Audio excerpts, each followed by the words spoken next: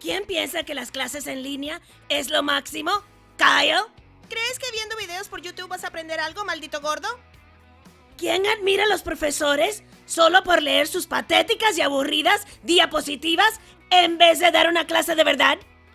¿Kyle? ¡Cállate, gordo culón! Mejor entrar a ver las inescrutables clases de Daniel Doctor. Suscríbete, da like, activa la campanita y comparte. ¡Da! Sí, tengo que aceptar que tienes razón, maldito Carman. Ese profesor sí que sabe enseñar medicina. Las inescrutables clases de Daniel Doctor te van a gustar. No olvides suscribirte. Ya dije eso. Ahora yo soy el favorito del Dr. Dani. Chicos, las lágrimas de Kyle son mi inspiración para tener notas más altas y que mi mami me compre videojuegos. ¡Oh, Dios mío!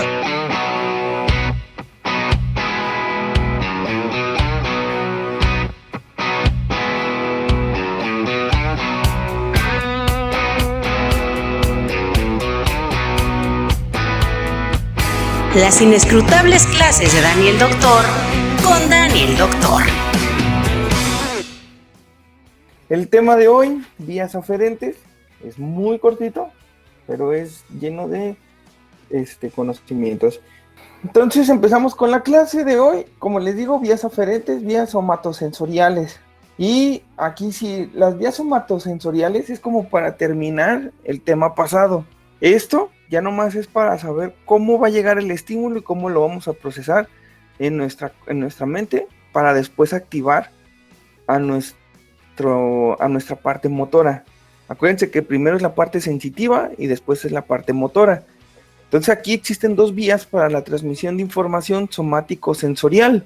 De aquí es donde decidimos que tenemos a la columna dorsal lemnisco-medial, ¿sí? Que sería la que siente, y el sistema anterolateral o espinotalámico, la que siente, pero la que siente los dolores. Entonces esas son las dos vías por las cuales vamos a sentir de la manera bonita y sentir dolor. Y entonces aquí, como les digo, la presentación es un poco corta.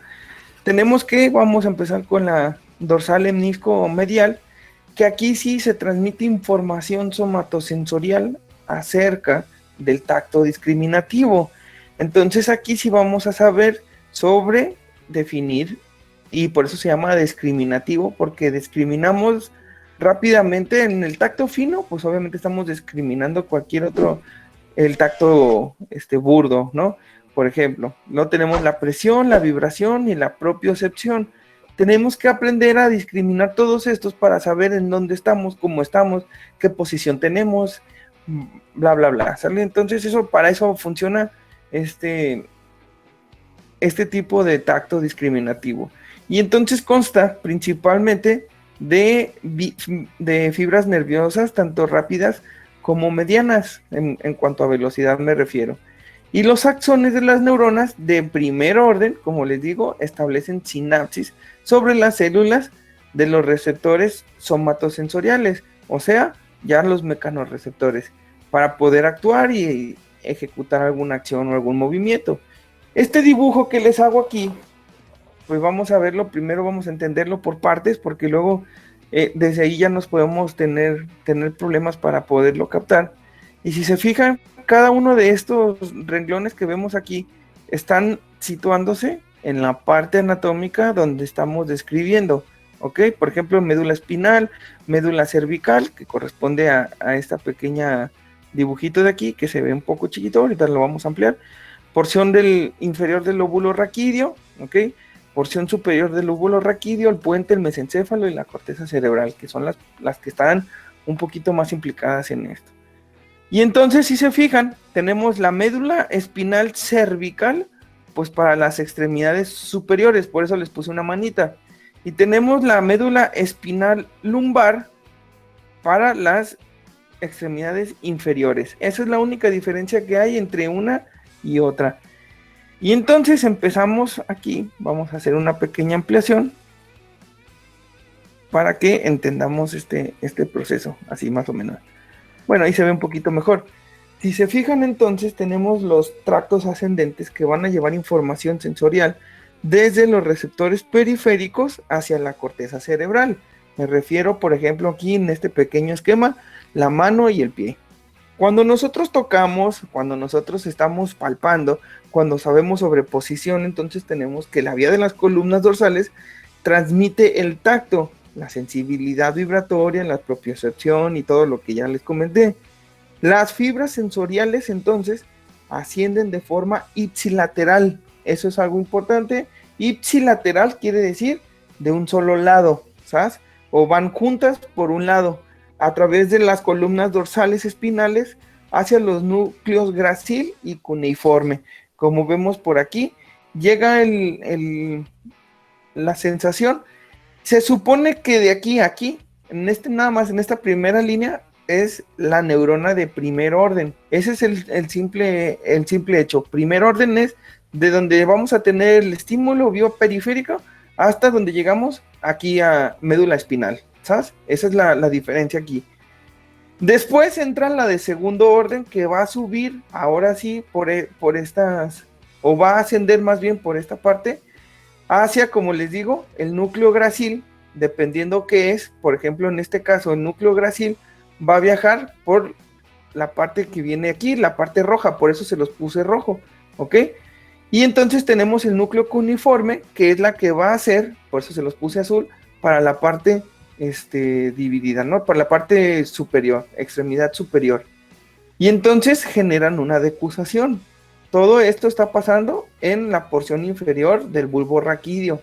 ¿Ven qué fácil es aprender esto si ya no lo metemos así con este tipo de geografía? Y entonces la decusación, no sé si sepan ese nombre que es, pero decusar es cuando ya se hace un intercambio de polos, o sea, cruzan la línea media y entonces ya hizo el entrecruzamiento. Eso es la decusación.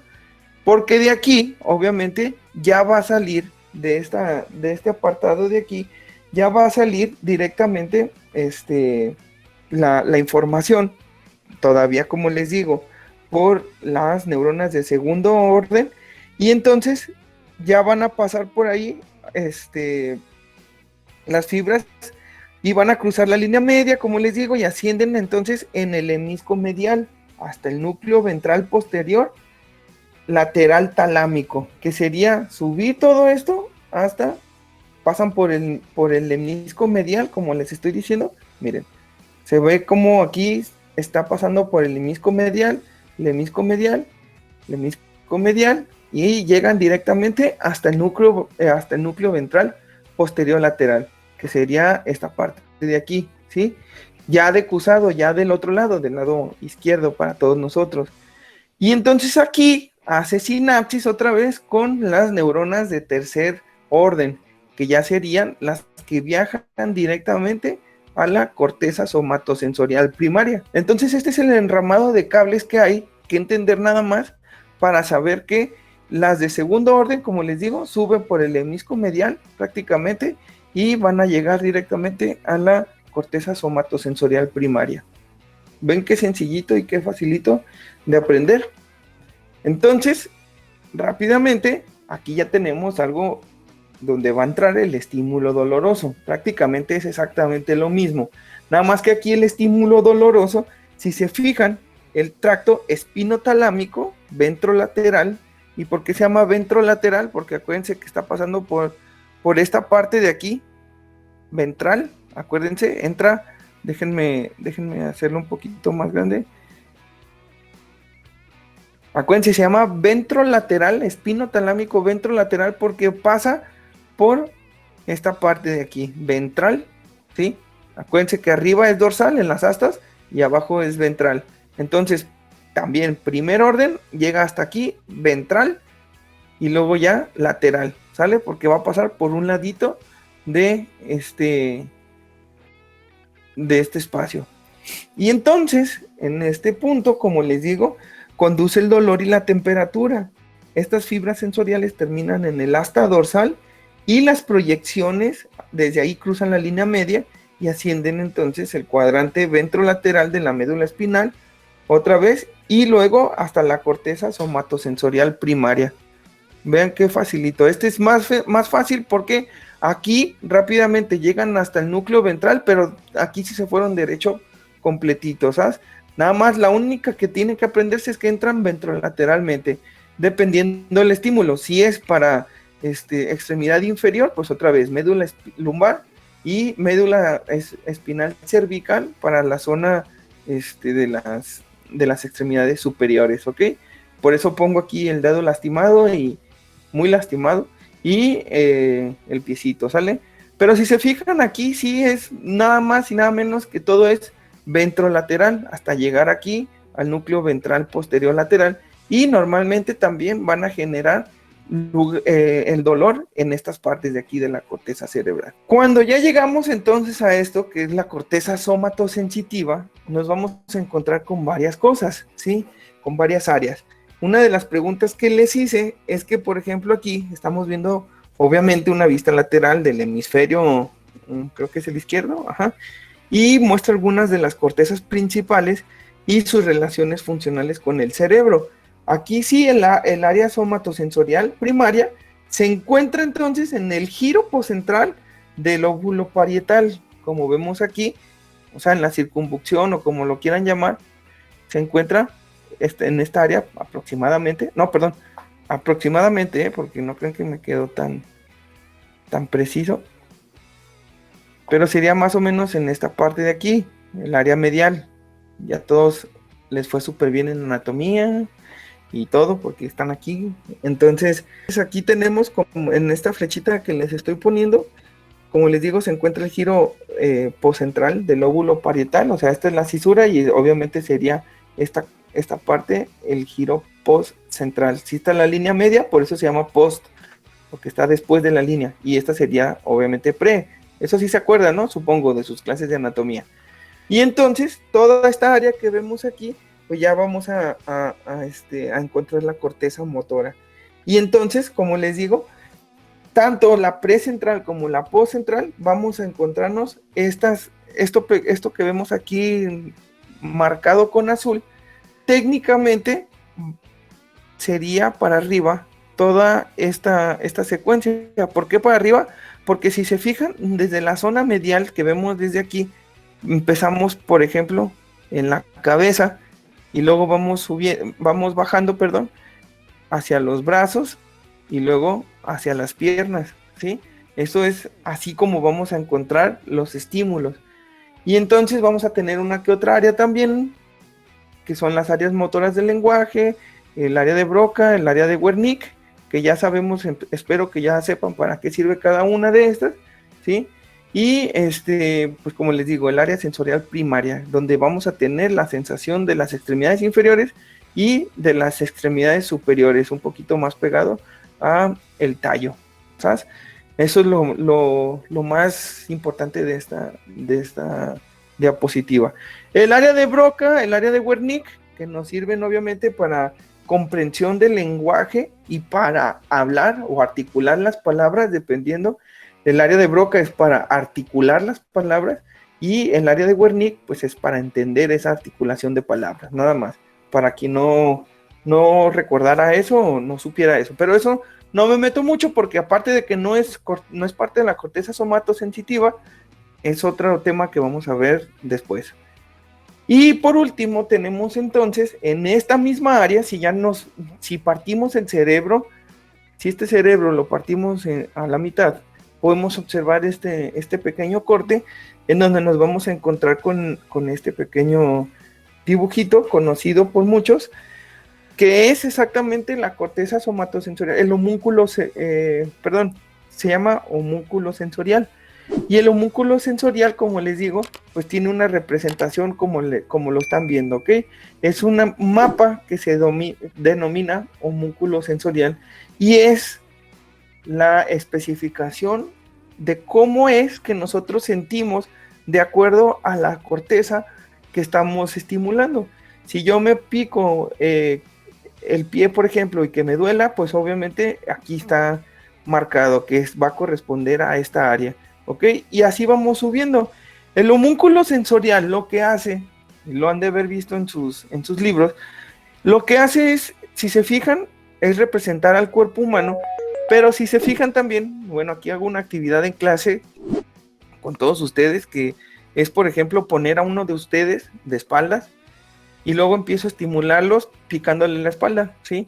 Les doy les señalo en la espalda en un punto específico y luego ahí ya empiezo a recorrer y no es tan fácil ubicar en dónde estamos siendo estimulados en toda esta área de aquí, porque si se fijan es algo muy pequeñito, o sea, está relativamente delgadito el monito, ¿no?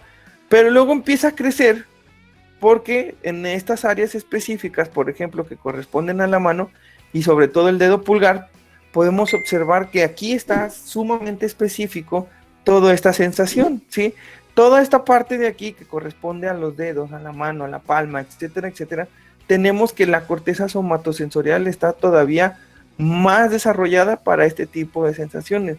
Lo mismo pasa, por ejemplo, para los labios, para la lengua, etcétera, etcétera, porque son los que están obviamente representando mucho más sensación, ¿ok? No es lo mismo que yo me pase el dedo por el labio y me dé cosquillas o comezón o lo sienta luego, que si me paso el mismo dedo con la misma frecuencia o la misma fricción en el codo, ¿cierto? Entonces por eso es debido a este homúnculo sensorial. Entonces, como también lo pueden encontrar, es como el homúnculo de Penfield, que es el que lo describió, Penfield. Y entonces aquí el término homúnculo se utiliza, como les digo, para describir a esta figura distorsionada. Pero aquí es donde se refleja este espacio sensorial que ya les he venido diciendo, de acuerdo a la corteza cerebral.